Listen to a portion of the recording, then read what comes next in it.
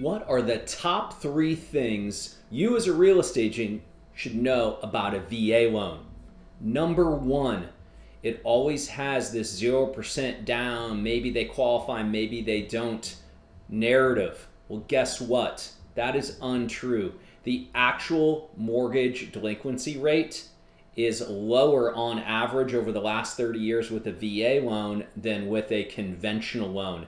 In Q3 of 2023, we saw that rate at 1.99%. So well below the 3.4. Number 2, now we're looking at a late 2023 into 2024 real estate market where compensation could be changing. Well, agents, you should know that a VA, the veteran buyer, cannot pay a commission or admin fee to a brokerage. That's right. So if the seller is not willing to pay a commission, either you work for free, but the buyer, the VA veteran, cannot do that. That is Chapter 8, Section 3C of the VA handbook.